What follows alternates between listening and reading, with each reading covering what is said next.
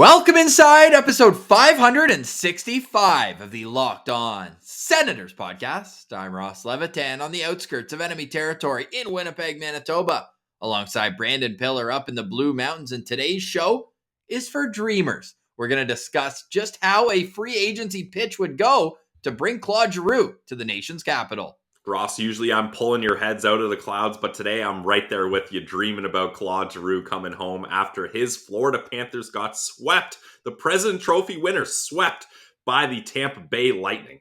They are dead. We'll discuss Andrei Vasilevsky's greatness a little bit as well. Of course, goalie-friendly show. And then from our dreams to the dreams of four more draft prospects. We'll get into our rankings, number 60 through 57. Three of them had their entire last season wiped out from under them. This is the Locked On Senators podcast, your team every day. Locked On Senators, your daily podcast on the Ottawa Senators. Part of the Locked On Podcast Network. Your team every day.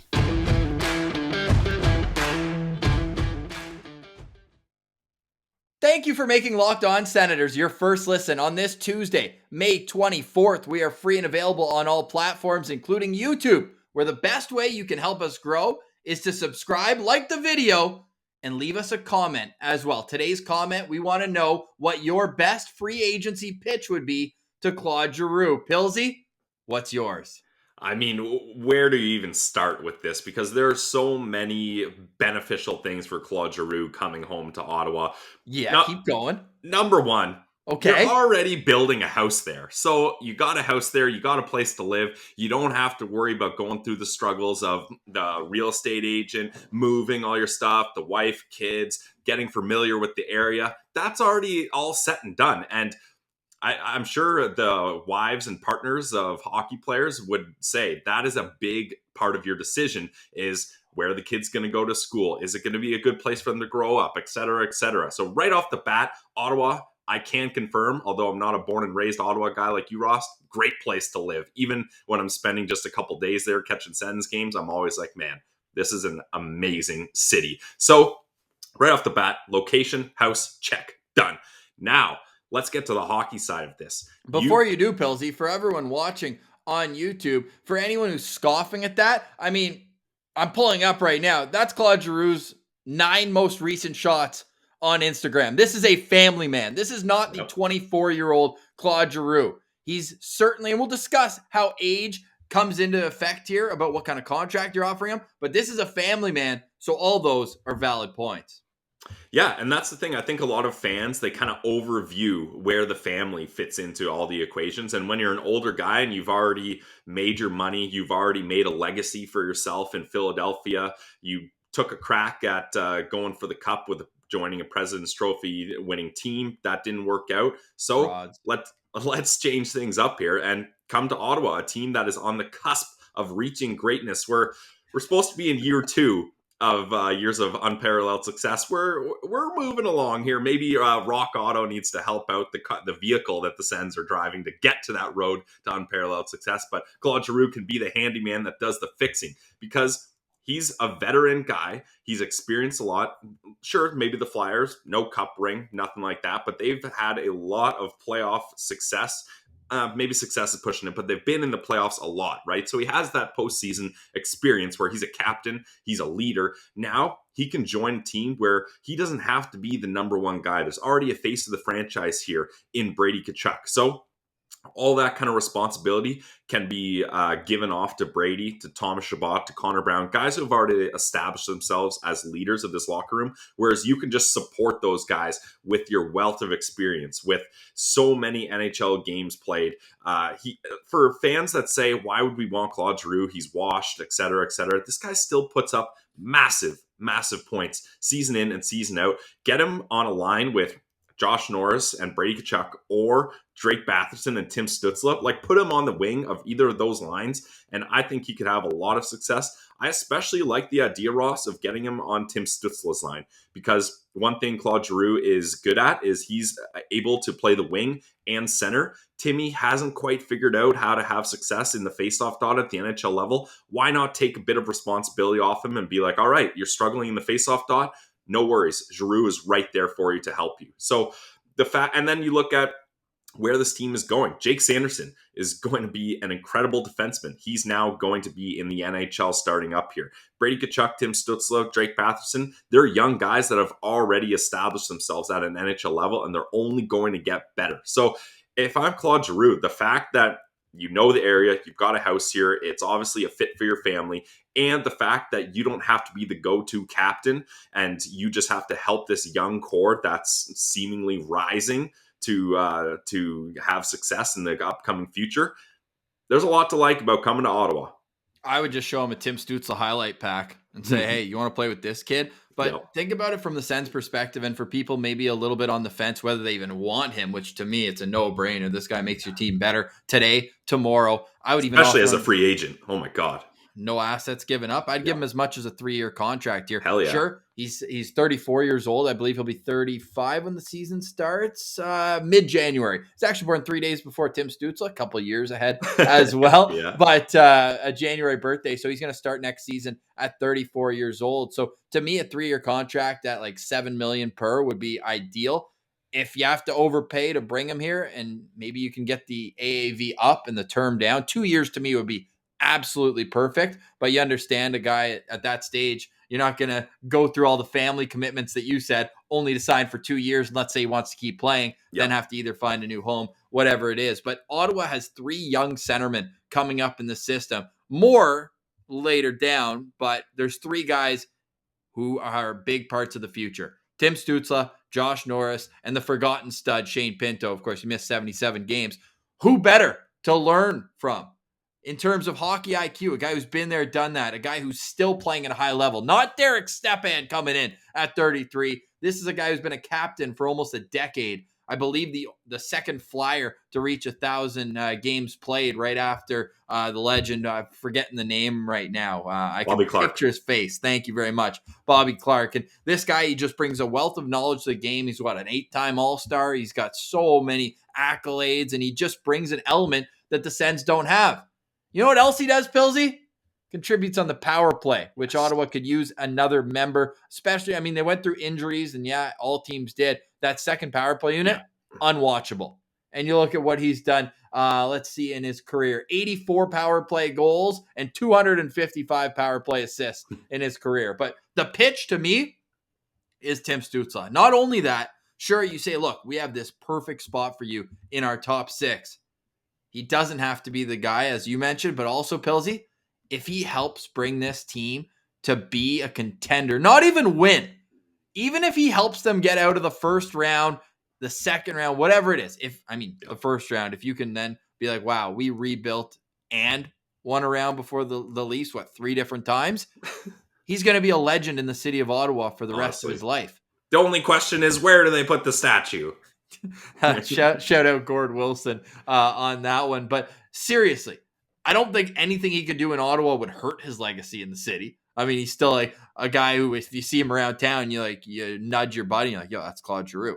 The only thing that he can do is establish himself as a great in the community if he came home and brought any level of success. Doesn't even have to be a Stanley Cup. And I think you can dangle that carrot and be like, man, not to say they're going to name the bridges after them, Jean-Gabriel Pageau, they've already been spoken for. But just like Pageau, who was a fan favorite, former Gatineau Olympique, you've got Claude Giroux, former Gatineau Olympique, who's done his tour of duty in the National Hockey League as a captain and as a hired gun. Although not many bullets in the chamber there with the rest of the Florida Panthers. But this would just be a perfect addition, and you just sell that to him. You say, look, you could be the missing piece of what we're looking for. And I think, now I want to get your take here, and we've gone probably a little long on Claude Giroux, but I'm dreaming, man. I'm dreaming. Do you think it helps or hurts that the Florida Panthers were knocked out the way they did as President's Trophy? I'll let you answer, and I have my own take on it as well. I think it hurts. Like we talked about, I think the ultimate scenario would have been for him to win a cup in Florida. Then he's got that in his back pocket. He's not so pressured to be like, I need to join a contending team to win. Because I think when you're someone of Claude Giroux's stature and you've been playing this long, you've been a captain for a great franchise in Philadelphia, and you don't have that cup ring, that's tough. You don't want to ride out into the sunset without that. So personally, I think that hurts his scenario coming to Ottawa. But Elliot Friedman's already reported that he's open to the idea. He's doing his research, whatever that means. Hopefully he's watching this video on YouTube and getting some good research in. But Smash the like button, Claude. yeah, yes, please. I think, and I'll let you get to your point, but I think another quick reason why this would be a good fit is he's been in the game a long time. I bet he can look at the Ottawa Senators and he can identify, yeah, they are missing a veteran guy who can play on the center and the wing and fill out that top six forward, fill out that second power play unit. Like, he's got to understand that this team is only a few pieces away from having a complete group that they can build on towards getting to the playoffs. So I think he's able to notice that. And I mean, when you're going, this will likely be his last contract unless he does a couple, like 1 year just re-upping. The Marlowe victory lap. Yeah, exactly. Retirement tour. So if you're Claude Giroux, you're looking at a team that has a young core that's going to be fun to play with in an area that you like, but also, hey, you want to make your money before you retire. You can't blame them there. And like you said, I would have no issue, Ross, if the Sens needed to go 3 years to secure the deal and if they needed to overpay him a little, because this is the exact piece that they need. And they have so many assets, so they could use those assets to acquire someone through trade. Defenseman. Then you bring him in as the forward. That's a great point as well. Then you don't have to use them as the top six. But what's another asset this team has? Cap space. So you can use that asset to acquire a free agent in Claude Giroux. So I think it's just a no-brainer, and I would love to see him back in Ottawa. Oh, it would be awesome. Sorry, Connor Brown, you'd have to give up number 28. Those are just the rules. I don't make them. But when you got a guy with over 1,000 games, sorry, Connor. You'll get a nice watch out of it, though. Don't worry. He's got he got some sort of bag from Thomas Chabot for breaking his jaw. Yes. Now I'll get the Rolex, so he's going to be doing all right. Yeah, looking sharp, Connor Brown, ready to go downtown. Yes. Connor Brown. I'd say you're probably right. I hate to say it, but probably more likely he's going to sign with the team who's already close to contending. But what my spin zone is everything looked amazing for the Florida Panthers. Yep. And it just wasn't. The hierarchy can change in the NHL in an instant. Colorado was one of the most unwatchable teams up to 2019. And then all of a sudden, switch flips, and all of a sudden they're contenders. I'm not saying the Sens are at that same point as Colorado, but I'm also not saying it. So I'll leave you with that thought that maybe he looks at what's going to be a good team for the next 2-3 years, not what's been a good team, a team like Florida, who doesn't have a first-round draft pick until 2025. So there's just that as kind of what I'm spin zoning my own brain into thinking that there's a chance. I would handicap it at 22%. 22%. Okay. Ross, I don't usually do this, but I'm going to go a little higher than you. I'm going to put it at 35% chance that he's coming here, because like it just makes so much sense. And I think it'd be great if he got the contract he wants and he doesn't have that pressure that he had in Philly or even in Florida. Like, when you're a major trade deadline acquisition, there's a lot of pressure on you, and especially for the fact that he was like, I'm going to Florida. He told the Flyers, you can try to trade me somewhere else, I won't go. I want to go to Florida. So should have gone to Colorado. That would have made things very interesting. I think it was the right move going to Florida. It didn't work out for him. And I mean, anytime you run into the back-to-back Stanley Cup champs in round 2, that's fair. You hope you don't get swept as a President's Trophy team, but you got beat by a better team. What can you do? Yeah. Fair enough. Pilsy, let's get to our draft rankings. We will touch a little bit more on that series. Got some Vasilevsky stats I just got to get off my chest. Yeah. Do not look at who the Sens drafted 4 spots before Andre Vasilevsky. Yeah. It's 10 years ago, Pilsy. We got to let it go. But maybe we'll tell you coming up. But Pilsy's got a word from one of our favorite sponsors. Yeah, it's one of my favorite sponsors. It's an OG sponsor. Yes, one of Ross's favorite sponsors too. Sorry. And Ross, I'm at a point now where I don't even need to use the ad script because I just love talking about Built Bar myself. So I'll just take it from here. It's Built Bar, the protein bar that tastes like a candy bar. The best part about Built Bar is they focus on making the candy. I call them candy bars because their focus is on making them taste good and then turning them into a healthy protein bar. So what does every protein bar need? Chocolate. I love chocolate. I know you guys like chocolate. That's why Built Bar is like, hey, every single bar, whether it's a Built Puff or a protein bar, is going to be covered in 100% chocolate. You'll love that. They even have a double chocolate flavor if that isn't enough for you. Head to their website today, built.com. I'm looking at it right now, Ross, and they always bring up new flavors. One of their newest ones that I absolutely love is the Grasshopper Cookie Bar. You get that nice chocolatey taste. Check out Grasshopper Cookies if you haven't tried them before. It's something a little different, and Built Bar, they like trying things different. And if you want to try Grasshopper Cookie and more flavors, we recommend getting the mixed box. Go to Built.com right now and use promo code LOCK15 for 15% off your next order. Once again, for the people in the back, Built.com, LOCK15 for 15% off your next order. It's Built Bar, the protein bar that tastes like a candy bar. You are listening to the Locked On Senators podcast on your favorite audio podcast platform or on YouTube, where we're free and available to subscribe. Please like and leave a comment. It goes a long way for us. All right, Pilsy. Before we move on, we also want to extend our well wishes to anyone who's affected by the storm that hit Eastern Ontario and Quebec as well over the last few days. The destruction, it just looks like right out of a horror movie. So we hope everybody's doing all right. I know my parents are on day 4 without power in Alta Vista. So we're hoping that everyone is doing what they can. We know that Ottawa is full of a great community, and we know that people who do have power are welcoming those who don't for a shower, for dinner. So that community atmosphere is what's holding everyone together. But we just wanted to say our thoughts are with everyone who's been affected by this natural disaster.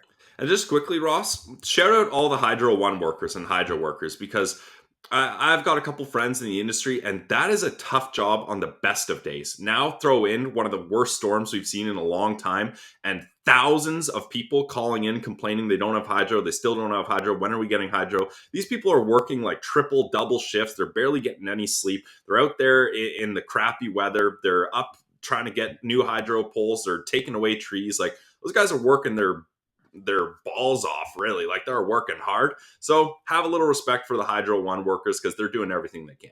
Well said, Pilsy. We also want to say that we're standing with Nazem Kadri. Some trash coming out of St. Louis. Emotions run high come playoff times, but racism, all that, take a hike. You don't deserve to have your opinion heard if it's going to be as trash as that. So good on Nazem Kadri. We love a good revenge game here on Locked On Senators, and he had a hat trick in front of St. Louis's fans. This guy had a police stationed outside of his hotel room the whole time he was in St. Louis because of death threats, racist threats. Trash.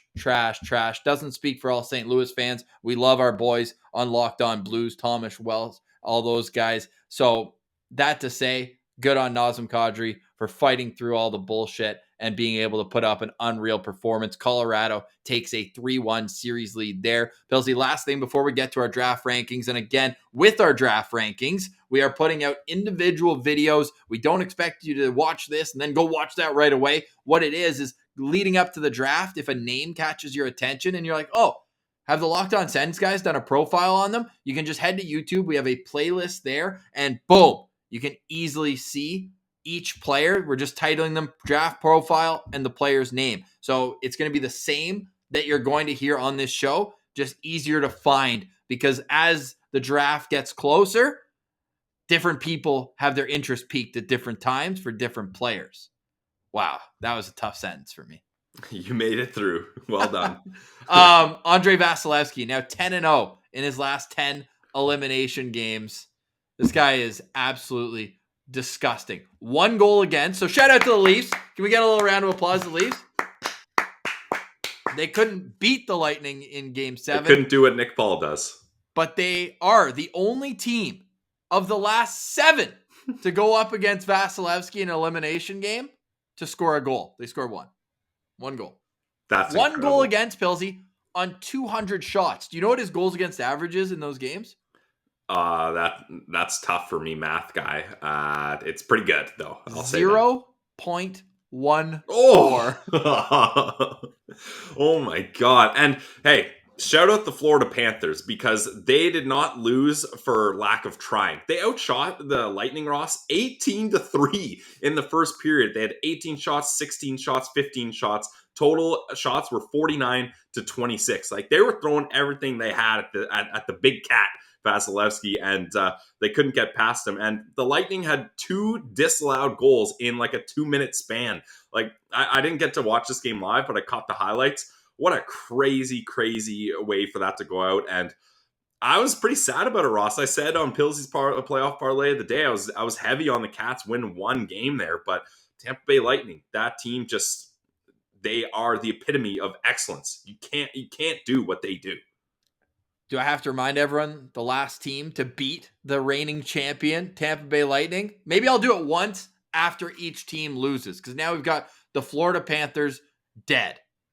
It's the 2006 Ottawa Senators. Yes, there was a lockout season in between, but no team has beaten them since. And you can't just be like, oh, cherry pick. Man, we're going on 10 teams now who have fallen at the hands of the Tampa Bay Lightning. Of course, I always bring that up because one of my favorite series in Senators franchise history. You had the Chara LeCavalier fight. You had Martin Havlat 4-goal game in the postseason. It was just absolutely a fantastic season.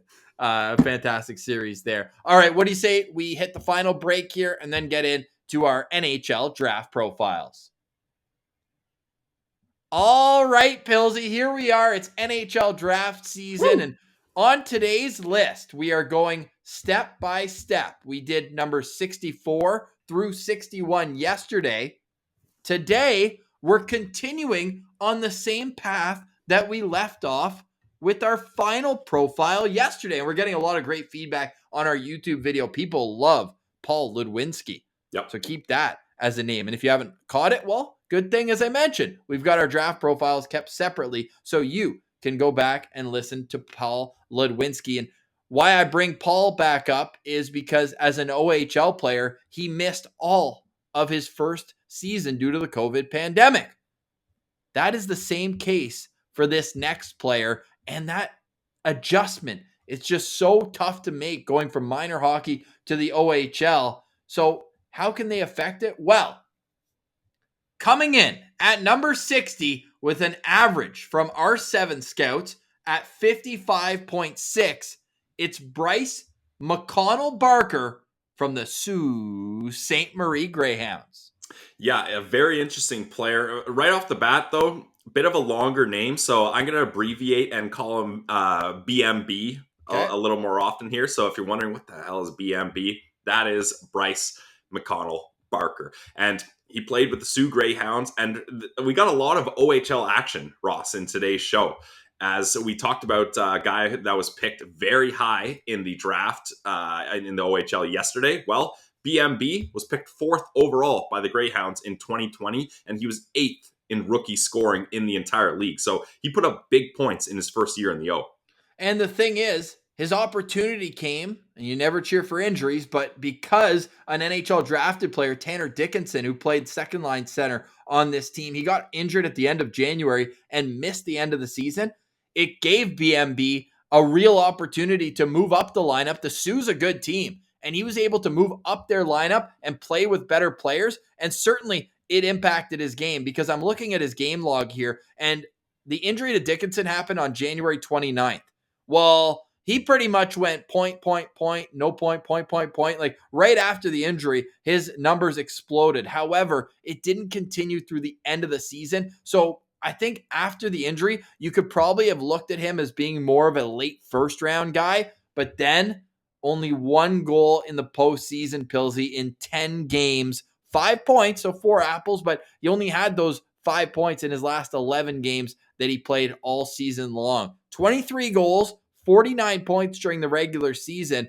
Those numbers jump off the page. He was a scorer in his minor hockey league career, even got to play some junior A as a 15, probably just turned 16-year-old, although he is a late birthday, June 4th. We'll get into his elite prospects page in just a little bit. But Pilsy, to me, I'm looking at that opportunity he got. I think he made a lot of it, but maybe not the most because of that playoff performance. Before I let you tell me what his best strengths are, if you're watching on YouTube, you can already see it. But if you're just listening, what we do is we have our 7 scouting entities. We average them out. I mentioned 55.6. Well, here's where each individual guy has them. Bob McKenzie at 43. Chris Peters at 50. Craig Button at 60, Elite Prospects at 62, and Scott Wheeler at 63. So there's a little tight-knit community there of early 60s, and that's where we have him at number 60. And I think for BMB, he might have been one of those players where, like you mentioned, it's a big jump going from your minor hockey team where he played in London to going to the OHL, because like the most games he had played before is like 33 games, and then you're jumping to 68 games, and then he's playing 10 games in the playoffs. Like, that's a big deal. So I think maybe, like you mentioned, kind of near the back half or a later part of the season, he started slowing down. Maybe you start to see fatigue creep in a little. And when you have a whole season where you don't play any hockey, like, it's tough to keep that physical fitness and endurance up through a season that you've never endured before. So I think a lot of these players, they should get a bit of a break in that sense, because it's something unlike anything that other prospects have had to deal with in recent years. But what I like about him is he really seems like an all-around skilled guy, right? Like, there's not one dominating attribute where you can point to BMB and be like, hey, this is what he does best here. I put in my notes, Ross, I kind of get Nick Paul vibes from him, because he's a guy that's willing to work hard on the back check. He can play up and down your lineup. You reference, he started as a third-line center, bumped up to a second-line center, and had some success. But he's not known for his offense. But at the same time, put Nick Paul in an opportunity to score goals, I don't know, maybe a game 7 up against the Toronto Maple Leafs, and he can get things done, right? Like, he still can't put the puck in the net. He's got a nice shot, but I think really what scouts are going to like about him is he's got great hockey IQ, and he's, for a prospect, he's focused on the defensive side of the game, which not a lot of these young kids are. So I think overall he's a decent prospect, but nothing really jumped out at me, Ross. I gave BMB 3 out of 5 stars.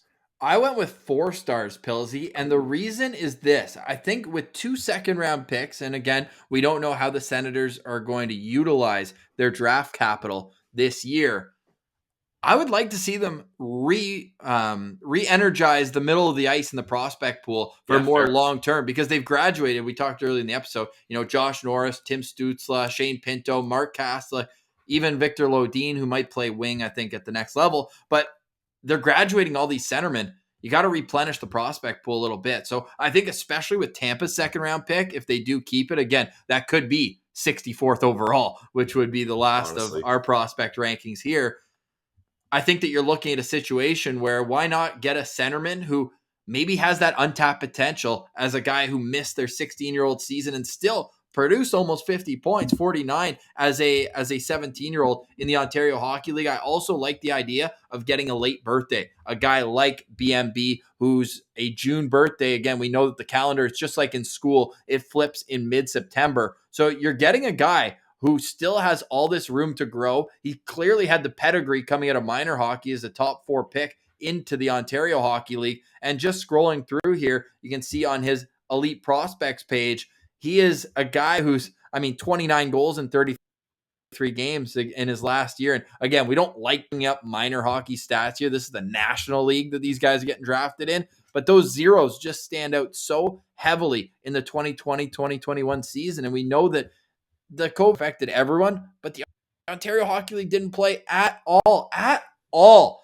So I think that betting on the upside of one of these kids could be paying dividends later on. So I like him as a 4-star guy, but I like him as a 4-star guy with Tampa's second-round pick if he should still be on the board there. Any final thoughts on BMB, Pilsy? One final thought is in 2019-2020, he did win Alliance Hockey Player of the Year. That's the league he was playing in with the London Junior Knights, the U16 league there. So obviously a guy that's been able to really shine in big moments, and he's gotten a lot of respect for that. So that's just something to note as well. And the one thing he needs to work on, a lot of these kids do, is just the consistency. And again, with more reps comes more consistency, but he's got a lot of tools in his toolbox. And that's why I'm a big fan of Bryce McConnell-Barker. All right, coming in at number 59 on the Locked On Senators draft rankings for the 2022 NHL draft, It's Matthew Poitras. Pilsy, we're going to your neck of the woods. The Guelph Storm is where he plies his trade. Yep, a good Guelph Storm player, and I always love reviewing these guys. I haven't followed the Storm as much as I usually do, just because there's no Sens prospects, so we've been busier following the Hamilton Bulldogs, the Kingston Frontenacs, and teams out west. But they had a decent season, and they surprised a lot of people in the OHL, and Matthew Poitras is one of those guys that helped out a lot. 68 games played, 21 goals, 29 assists. He led the Storm in rookie scoring. He was 7th in rookie scoring in the entire league. So just a little bit better than BMB, who we just talked about there. And what I like about Poitras a lot here is he did everything for the Storm, Ross. You talk about a versatile player. Played center, played the wing, on the power play, killing penalties. He's all over the place, and that's what you need from a young player to prove, hey, I'm willing to do whatever it takes to stay in this lineup. I don't care where you put me, coach. Just let me know when I have to get on the ice. But some knocks on him, Ross, are his size, 5'11", 172, so not a big guy. He tended to lose a lot of puck battles, and according to McKeen's Hockey, the profile they had on him, is he didn't really have a lot of explosiveness. So when you're a guy with his size and you're not able to kind of use that explosiveness to get around some of the bigger guys and you're losing puck battles early on, that can be tough to progress as a player. His rankings through our scouts, Bob McKenzie, the highest on him at 41 on his mid-season list. Chris Peters has him at 43. Then Scott Wheeler down at 56. Elite Prospects at 60.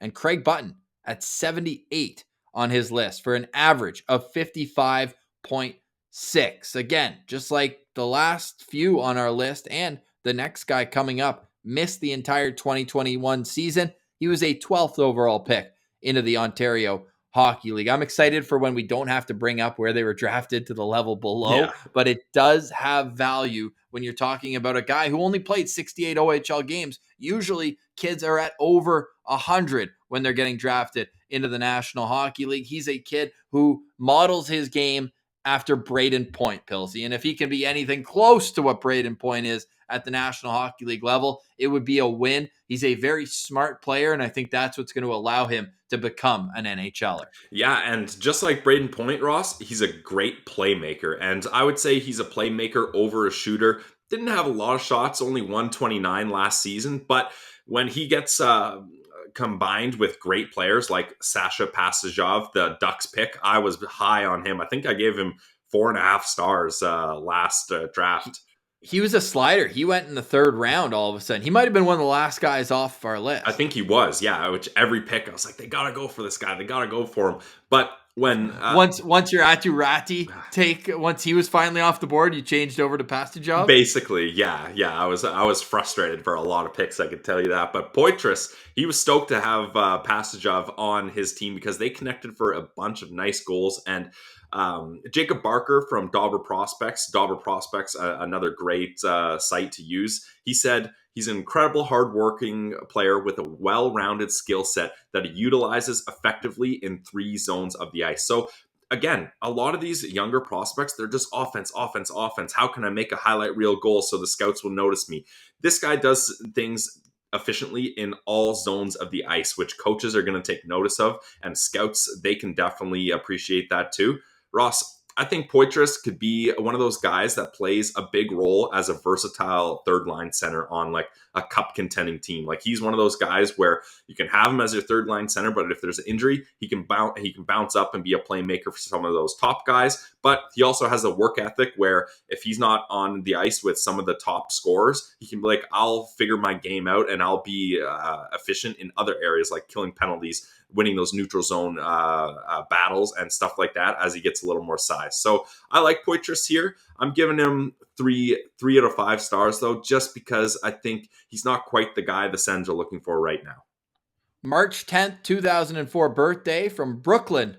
Where Brooklyn at? Brooklyn, Ontario native. And as you mentioned, a shorter, but he is growing. He was 5'9" when he got drafted the OHL, and now he's 5'11".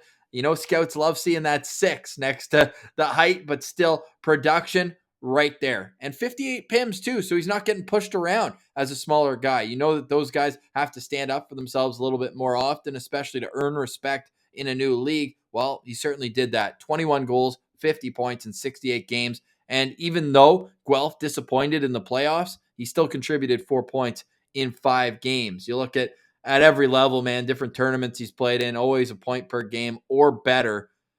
Now, you don't love seeing this, though, Pilsy. A 6-0 loss as they were eliminated in 5 games, -4 in a 6-0 loss there. But take a look at the game before. 5-4 OT loss, a goal, 2 assists, and +2, right? So Yep. he's able to kind of have both types of games. Yeah, no question. You gave him what, 3 stars, did you say? 3 stars, yeah. He's a 3-star guy for me as well. I just think, yes, I like Centerman, but as we mentioned, the last couple guys we did, they project better at center. I think the jury's still out, and he certainly could, but I think Matthew Poitras, where he's at right now, I think that maybe wing is where he ends up. We should mention as well, we always like to point out he's a right shot, and I don't know what it is, Pilsy. I feel like right shots are more rare than left shots. I'd like the official number here. I always feel we know on defense, but even at forward, I think that righties, they're a little bit more rare, and maybe that does help his stat going forward because the last couple of guys that we mentioned, both lefties. So that being said, Matthew Poitras, certainly a fantastic prospect for this upcoming 2022 NHL draft. All right, Pilsy, coming in at number 58 on our draft rankings with an average of 54.33. A defenseman. Ooh, finally. Isaiah George from the London Knights. Yeah, Isaiah George is a very intriguing prospect, Ross, for a number of reasons. First, he's got decent size. You get that nice 6, like you were talking about, beside his name, 6'1", 194 pounds. Now, he is a left shot defenseman, so you don't get that the right shot that you're looking for. But this is a guy we haven't really talked about a defining attribute for players before in today's episode yet. This guy has one. Isaiah George is an exceptional skater, Ross. Like he was selected to play at the CHL Top Prospects game, so not a big deal. That's a good showcase for him. And he was posting better skating times than Shane Wright. Heard of him? Wow.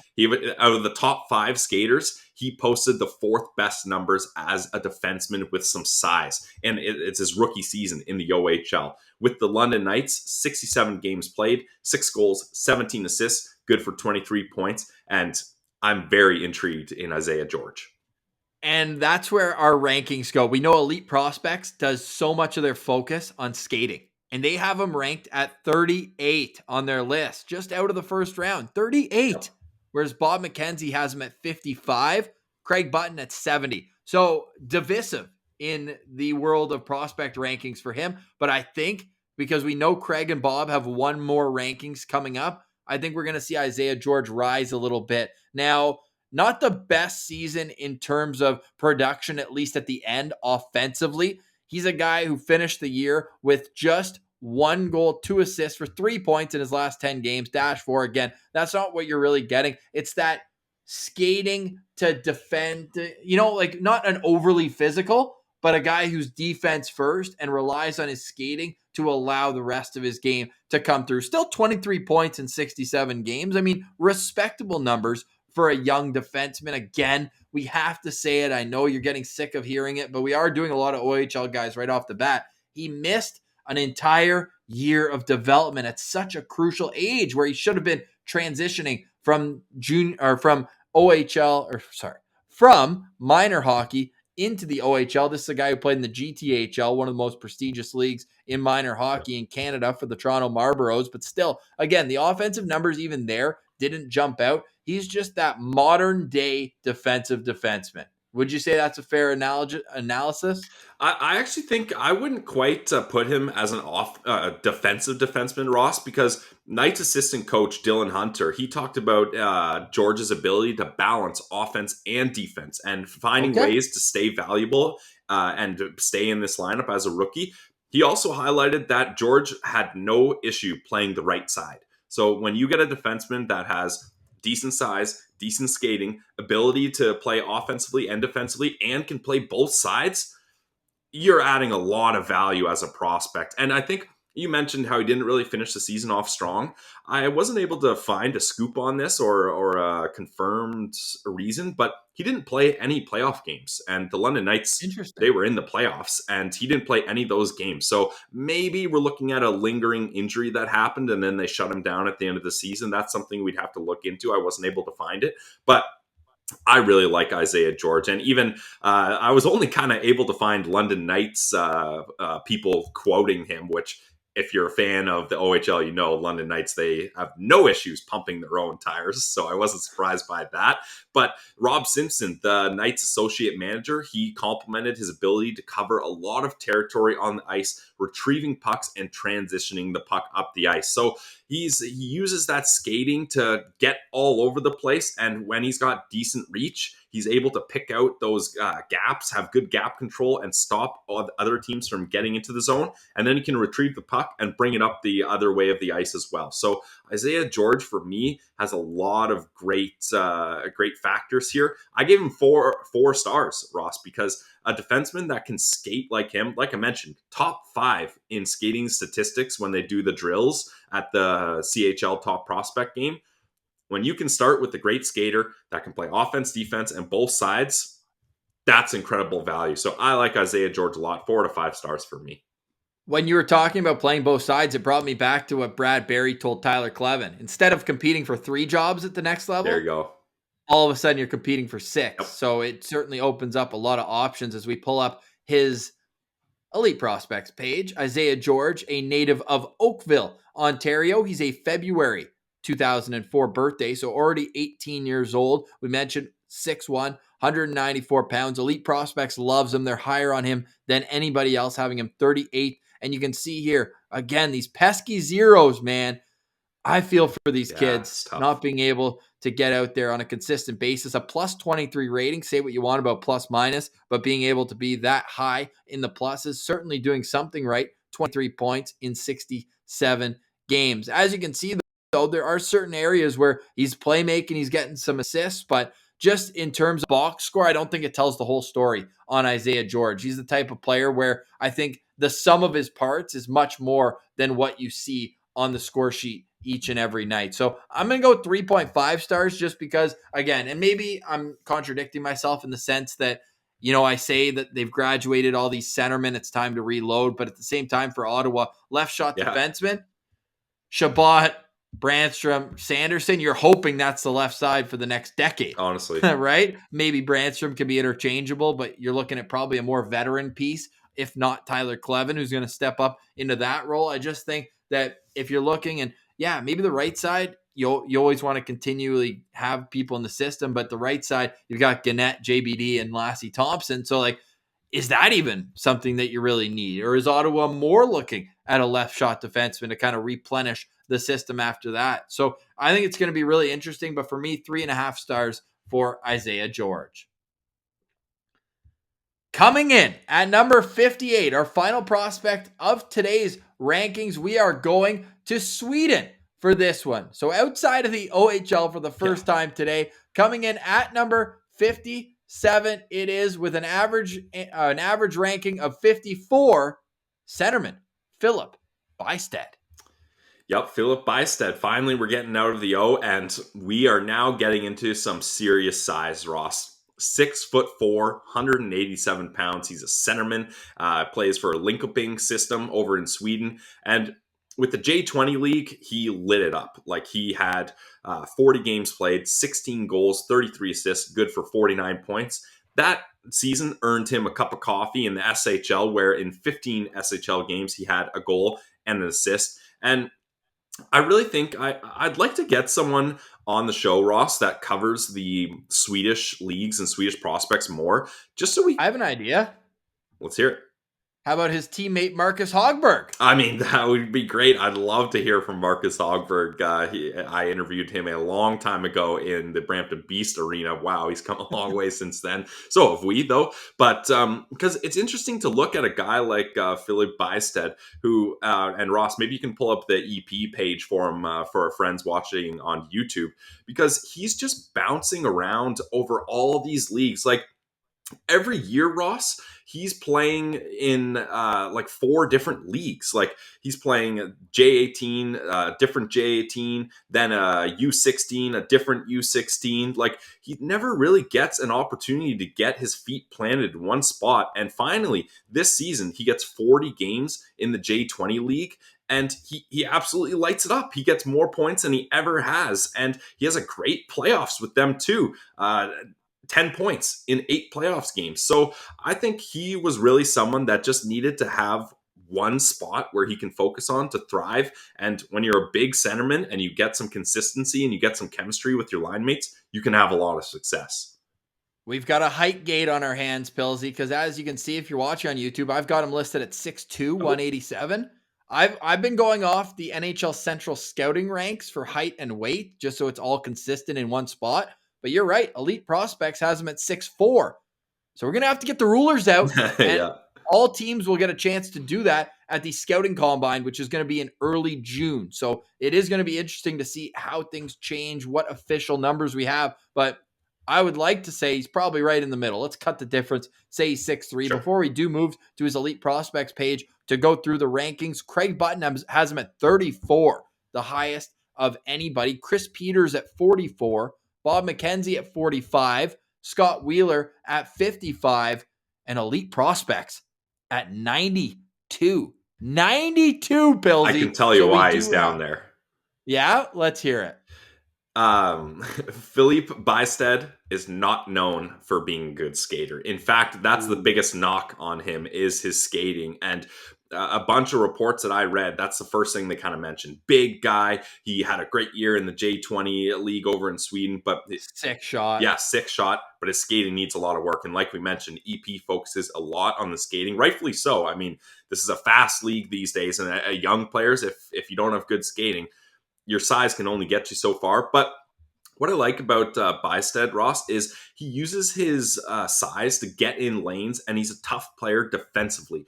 Tony Ferrari, our good friend, he referenced that he uses his size more for his reach and puck protection rather than being like a big open ice hitter or someone that's going to punish other forwards that are in the slot trying to get good position for a good shot. He uses it more as he's got a long stick, long reach. To get around him in transition is not going to be easy. And he's more on the defensive side of the game than offense.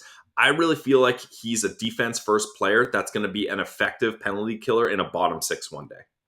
Yeah, I think that's fair for Filip Bystedt. And we'll pull up here, if you're watching on YouTube, his Elite Prospects page. Already 18 years old, a February 2004 birthday from Linköping. So he's playing in his hometown team. And as we mentioned already, the rankings for the most part are somewhere between 34 and 50. But then Elite Prospects just absolutely hates him. 92nd. I mean, he could be worse. Could be a do not draft, eh, Pillsy? We know all about that. But to your point, like, look at this. This is just in the last 5 seasons. Yeah, he's played everywhere. But only like 4 games, 12 games, 2 games. Like, how are you supposed, and this is why I'd like to talk to someone to see how this kind of development works. Like, how are you supposed to develop at all when you're constantly changing teams, coaches, schemes? Like everything is just changing on you all the time. Like, I don't understand how you could get good development there. Yeah, it's very fair. His didn't seem to bother him in playing against his own age group this year. You mentioned that it was the most consistency. The only time he's played 20 games, well, more than 15 games with the same team. He got to play 40 there. And you can tell just from his numbers in the playoffs, 9 assists and 1 goal in 8 playoff games. So certainly looking to dish the puck more than shoot it. But as long as he's bringing a defensive presence as well, if that skating improves, he's one of those guys who NHL scouts are going to salivate over and be like, okay, if we can just fix his skating, he could be a pretty sick middle six centerman. Do you see him as a guy who projects as a centerman at the next level? Yeah, I do. With his size and his ability to play well defensively, you're going to have to match up. Like, think about him going up against Ottawa. Like, Timmy could burn around this guy pretty quick. So how can he play center if his skating is such a flaw? With that long reach, Ross, like, sure, Timmy can get by him, but you have to get by a 6'4" guy with reach Monster. At first, right? Like that, your speed is only so good if he's poking it away from you every single time. And what what a page on the Hockey Writers. That's a site I use a lot too. They've got a lot of great draft prospect profiles, so check them out for sure. They mentioned that he's one of those guys that maybe he's not quite grown into his body yet. So when you have a massive growth spurt, your skating dynamics, everything changes, right? Like we talked to Igor Sokolov, Ross, a guy who has gained a lot of size in the last couple of years. He had to totally throw out his skating dynamics and how he skated, and had to totally relearn how to skate with this new size. So I think Bystedt could be a guy that maybe with some extra sessions with the skating coach and figuring out, okay, you used to skate like this when you were 5'11" a couple years ago, but now you're 6'4". You got to change everything, your motion, your stride. You need to change a lot of things to be effective. So maybe he just needs some time to figure that out.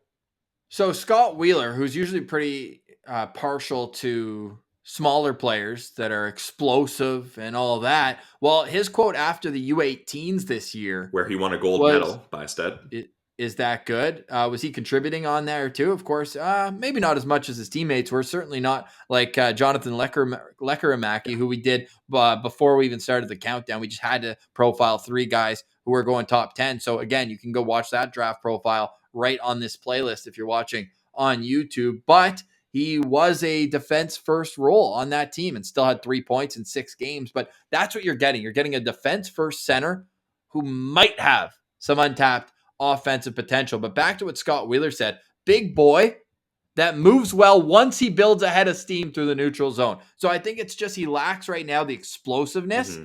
But again, once he gets up to speed, when you have limbs that long, you're going to be able to create momentum through that. So I think that his vision's solid. Back to Scott Wheeler's quote, good puck control protection tools for his sides, which goes back to what you mentioned. Tony pointed out about he uses that big body effectively, kind of like Logan Brown did. Say what you want about the injuries, but Logan Brown was always good at protecting the puck away from defenders with that long reach. So I think that you're certainly getting a safer pick here, but a guy, again, and we're probably going to say this a lot in this range here from 40 to 60, there's untapped potential.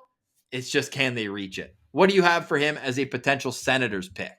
I've got him at 3.5 stars because, like you said, I think it would be good if they can replenish some of their centermen here. I think it'd be good if they got some defense first minded guys and guys that are big, but not your Tyler Bouchers, not your Ridley Greggs that are out there chucking the body around and really playing that type of physical game, but that are using their size in other ways. So I like Filip Bystedt here.